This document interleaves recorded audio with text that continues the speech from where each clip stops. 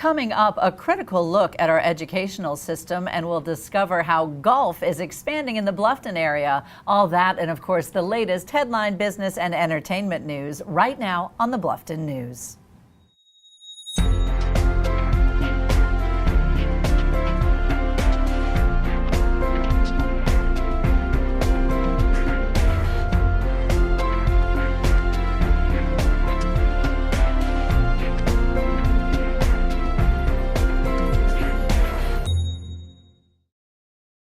Welcome to the Bluffton News. I'm Anneliza Itkor, and these are Bluffton's current headlines. After 7 years at Bluffton High School, the Bluffton Today Junior Tennis Open found a new home at Palmetto Bluff. This year's tournament boasted 76 entrants, about a 15% increase over last year. Proceeds from the tournament go to support Bluffton public tennis projects and the Bluffton Today Open Scholarship, which provides $500 each year to a college-bound tennis-playing boy and girl who live in Bluffton. This year's scholarship recipients were Emily Rhodes and Diego Garcia. Just last Thursday, Rhodes signed to play tennis next year at Columbia College. For information on all of the tournament winners, you can visit BlufftonToday.com. Work on the $45 million Bluffton Parkway section that includes the controversial flyover bridge connecting Bluffton to Hilton Head Island has started. The flyover design creates an elevated roadway starting at Buckingham Plantation Drive that crosses the marsh between the Gatherings and Buckingham Landing. 2 flyover bridges will connect the east and west lanes of US 278 to the Bluffton Parkway near the bridge to Hilton Head. The state and federal government are chipping in $15 million towards the $45 million total, which includes $4 million in contingency funding that would also cover the island's requested enhancements. About $37 million of that total goes towards a construction contract with R.R. Dawson Bridge Company. After a tough loss Friday night to Summerville, the Bluffton Bobcats softball team's journey down the exciting road to a potential state championship came to an end. Overall, the team was pleased with their debut performance in the 4A division. The Bobcats, 22-8, completed the most successful season in their 9-year history. They won their first district title and finished their season as one of the top 4 teams in the state. The Technical College of the Lowcountry commencement was held this past Friday at the all-weather training facility on Parris Island. This year's event honored more than 330 graduates and also marked the second year the college presented its prestigious Presidential Medallion Award. Fred S. Washington was selected as this year's recipient. Cited as a tireless champion for education in our community, TCL President Dr. Thomas Lietzel stated that it was fitting that Washington, a Beaufort native, received the TCL Presidential Medallion for his hard work and support for public education at all levels. Hardeeville's annual Catfish Festival funding received a second chance after the Accommodations Tax Committee reconsidered its request. At the special 10 a.m. Tuesday meeting called by Chairman Thornton Butler last week, Bill Stanley of the Marine Rescue Squadron presented a new budget of $12,000. With members of the Catfish Festival present, including Matthew Clark, Vice President of the event and President of the Greater Hardeeville Chamber of Commerce, support was evident at the meeting. City Manager Bob Nanny said the city, along with the City Council, has tried to keep Hardeeville moving in a positive direction and was concerned about taking away the largest community event. More TCL news. The Technical College of the Lowcountry Area Commission has formally accepted the resignation of college president Dr. Thomas C. Lietzel and has appointed Dr. Gina Moundfield as interim president effective June 1st until a permanent selection is made. Lietzel recently accepted the presidency at South Florida State College and will leave TCL at the end of the month. Moundfield has served as the TCL Vice President for Academic Affairs since 2007.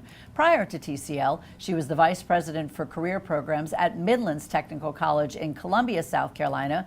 Moundfield has more than 30 years of higher education experience. And here's what's happening around the state. Charleston County authorities have released the name of a man who died in a backhoe accident in North Carolina. The coroner's office says 53-year-old Kenneth Drayton of Hollywood was killed in the accident Saturday morning. Drayton was operating a backhoe when he fell into the hole and dirt fell on him. He was found when a co-worker noticed he was missing and found him covered with dirt. Police are still investigating the accident. A group of Hilton Head Island investors believe their money was paying for a grass farm and timber operations, but evidence suggests it really paid for, among other things, dining, jewelry, groceries, wine, and liquor. According to the South Carolina Attorney General's office, the Securities Division has found evidence that John McIntyre of Hilton Head, manager of seven limited liability corporations, spent investors' money on personal expenses. The money was supposed to go toward a startup biofuel business called Silver Oak Energy and several timber cutting operations in South Carolina and North Carolina. The findings by the Attorney General's office are not final. McIntyre has until later this month to request a hearing with the division, present evidence, and refute the claims. If he does not, the order stands and civil penalties of as much as $10,000 must be paid for each of the 39 alleged securities violations, as well as the cost of the investigation. He can also opt to pay a flat $50,000 civil penalty. Authorities in Rock Hill say a man free on bond on a number of charges is back in jail after police say he broke into his ex-girlfriend's home and assaulted her. Police say 29-year-old William Kyle Fields stood on a trash bin to climb onto a roof, then swung into a second-story window at the home last Friday morning. Officers found Fields and arrested him, charging him with rape, burglary, and violation of a no-contact court order. Fields has previously been facing robbery, drug, and domestic violence charges. 28-year-old Duncan Baker and his 2-year-old daughter died in a house fire outside Aiken that authorities are calling suspicious. Both died of thermal injuries and smoke inhalation. Carlton says the daughter was pronounced dead at the scene while Baker was pronounced Saturday at Doctors Hospital in Augusta, Georgia. Autopsies are scheduled for Sunday morning in Newberry. The Union County Sheriff says one person is dead after a street stabbing in which 2 others were injured. Deputies responded to a street disturbance Saturday night and found paramedics treating 29-year-old Ryan Allen of Union. Allen died later in the hospital. At the scene, it was learned that 2 others had been taken to an emergency room with stab wounds. Investigators haven't determined a motive, but Allen and the other 2 victims were going to a party when the fight began in the street. Authorities have obtained a murder warrant for 1 man. For more information on these headlines and more, please check out the media sources you see listed on your screen. You can also follow us on Facebook and Twitter. When we return, Lynne Hummell of the Bluffton Sun has an insider's view of what's making news as the Bluffton News brings you hot off the presses, and Shellie West-Hodges brings us the Bluffton Business Report.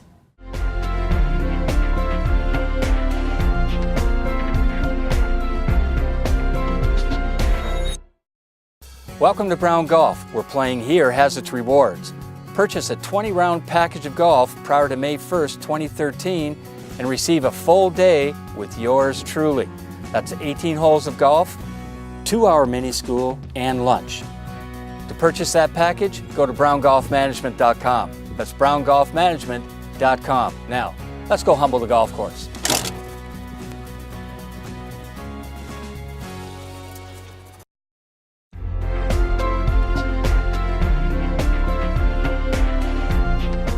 Welcome back to the Bluffton News. Today on Hot Off the Presses, Lynne Hummell joins us from the Bluffton Sun. So Lynne, it's great to have you back with some of Bluffton's most current issues, and there's a lot of local buzz about American Idol lately. What's going on? Oh, absolutely. Unless you've been living under a rock recently, you probably already know that Beaufort County native Candace Glover has made the top 2 on American Idol. Woohoo! And that means that, of course, that she has an excellent chance of becoming the new American Idol, depending on how the voting goes this Wednesday night. She is one step closer to a recording contract and a giant kickstart to a career in music that she's been dreaming about since she was a little girl. She was born and raised on St. Helena, and she was back at home a couple of weeks ago for a visit with family that included a mini concert at Penn Center, a parade through downtown Beaufort, and a concert for thousands of jubilant friends and family and fans.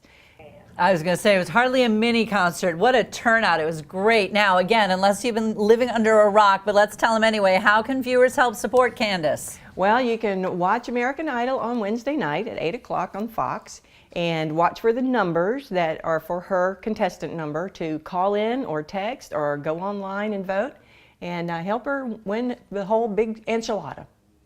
All right, well, taking a very sharp right turn from music to politics, how yeah. is the Greater Bluffton Republican Club planning to raise money for the club? Well, it's very interesting what they're doing, and it's not just money that the club is trying to raise, but also membership and awareness.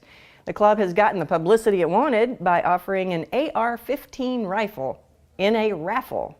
Each $10 donation buys one ticket to the raffle, and the winner gets the firearm, 2 30-round magazines, and a half-hour shooting lesson. Entries are limited to about 500, and half of those have already been sold. These donations, as they are calling them, can be made only during the club's monthly meeting. And they say that it's not so much about the rifle as it is about protecting our Second Amendment rights. Well, it's also going to get them some very interesting publicity. Now, I got to ask, is there going to be a background check for the new owner of this gun? Yes, there will. First of all, you have to be 18 to buy a ticket, and the winner must pass a background check, and they must be at the August 5th meeting.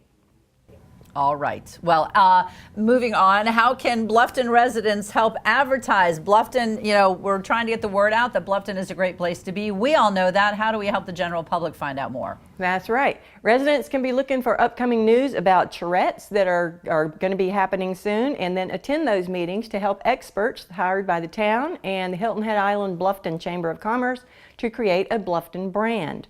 A Bluffton branding task force that was formed in March chose Rawl Murdy Associates, Inc. of Charleston, which is an integrated branding company, to create a logo and a tagline so that people will instantly think of Bluffton when they see it and hear it, and it might attract economic development and new residents to the town. I think that's a great idea. Now, when will the Charrettes meeting be held? Well, there'll be 4 meetings coming up in June and July, and the dates haven't been set yet, so you'll have to read all about it in the Bluffton Sun and watch for more information. Great. Lynn, thanks so much. As always, terrific information. Thanks, Anneliza. Shellie West-Hodges is here now bringing us a very thrifty Bluffton business report. Hi, I'm out on the Bluffton Parkway today where I have $20 in my pocket because the thrift business is big business here in Bluffton, and we have a lot of awesome stores to offer here in the greater Bluffton area. We just celebrated a grand opening with Hidden Treasures with Carrie and Colin, who have just come to the area and have decided to join in this big business around town. Lots of people from out of town come to visit here, and they're looking for our thrift stores, and there's a lot to offer. We have God's Goods, which donates back to mission groups, a great place to shop. Hidden Treasures is more furniture and trinkets and knickknacks, and then we have Vintage Market, which is a consignment store, a little bit different, but all these folks are right within the Bluffton Parkway area and great places to visit. Lots of fun. You can pick up the thrift store book at any of these thrift stores in the area of Bluffton, and the thrift business is good business, and it is awesome. It's back to you.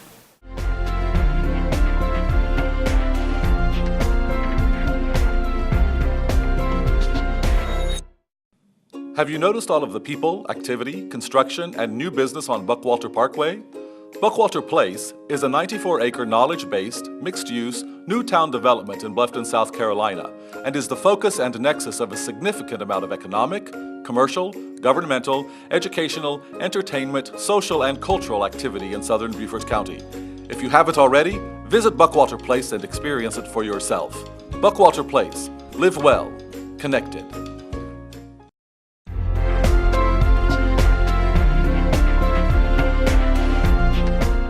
Today on the Bluffton News, I'm delighted to welcome a really fascinating newsmaker today. We have Dr. Berliner, who is the president of the Latin Intelligence Corporation. Now, this is an organization that is new to me, Dr. Berliner. Why don't we start off first with you giving us an idea of what some of the critical risks are to U.S. national security? The critical risks are political, social, economic, and cultural. But the critical one is the knowledge gap being created by the decline in our education. Now, why is education such a critical risk? Because we live in an interdependent global world where knowledge owns the future. Therefore, those with knowledge will succeed, those without it will fail. Now, in your opinion, what are some of the repercussions if the U.S. does fall behind in education? The repercussions of that is that by doing that, we are losing our competitive edge with practically every other country because every other country is rebuilding their education system. By doing that, they are building the knowledge base, and therefore we are falling behind in ours. Now, day after day, we do hear criticism about the schools in the U.S. What needs to be done? We need to stop the decline in the education system. Therefore, the states needs to use the power of the purse to rebuild particularly the public education system, which is the one that is available to the majority of their people, and therefore cut our decline in the global competitiveness. Okay, now saying that is one thing, doing it is another. How do we achieve this?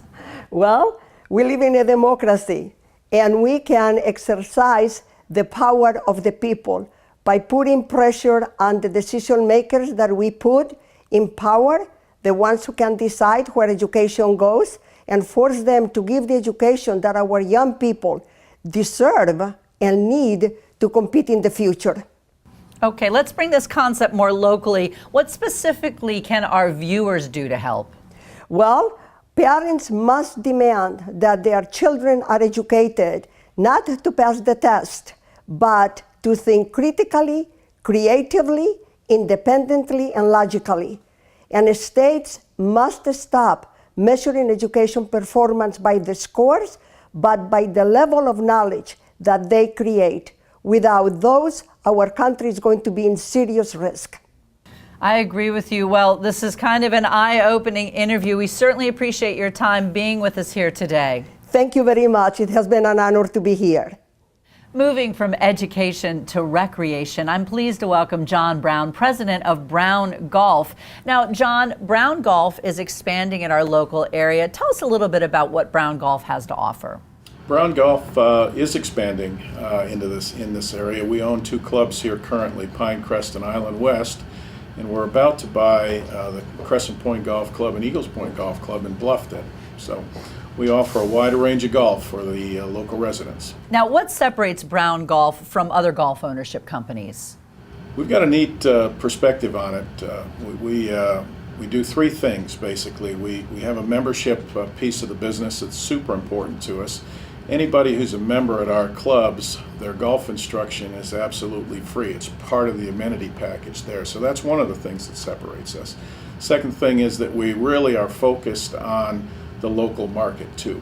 We are a club that values our local customers and has very good pricing related to value for the local market.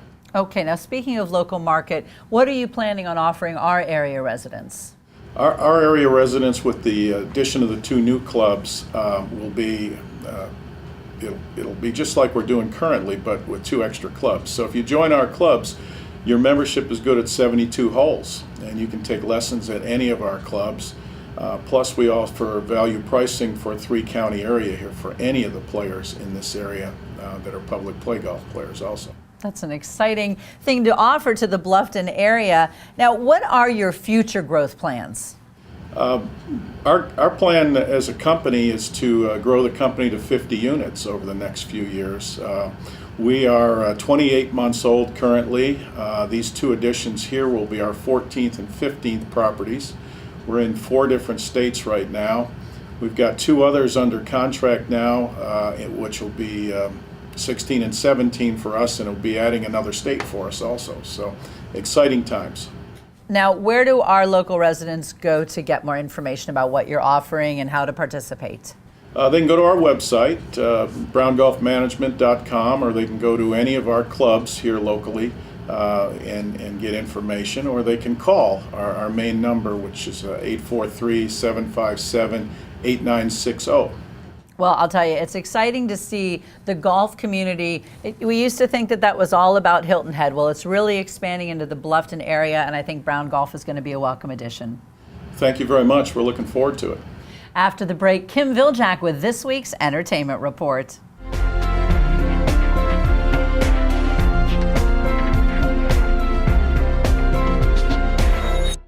How's the air temp at your house? Hotter? Colder? Never fear, Season 7 at Covert Air is now underway. If your home is not in the comfort zone, we can be on the scene today. Clean a little coal, find a little leaf. If it's over the hill, replace it. Summer's coming, have no worries. Sit back, relax, and stay cool. Covert Air to the rescue. Available 24 hours a day, 7 days a week.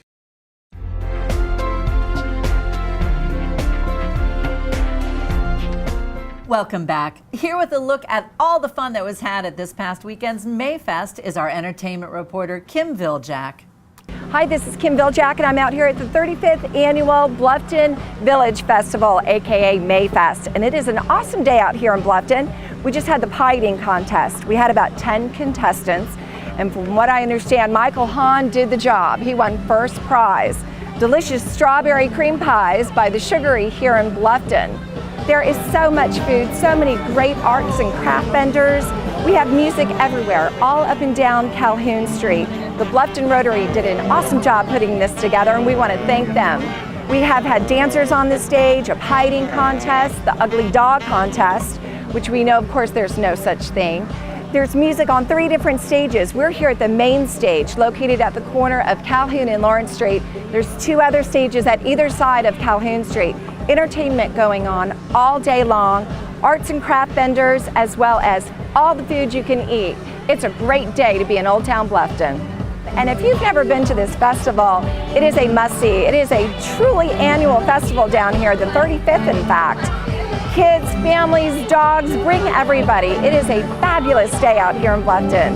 Back to you. That looks like so much fun, Kim. Thanks for joining us for the news program that is all Bluffton all the time. I'm Anneliza Itkor for the Bluffton News. We'll see you next time.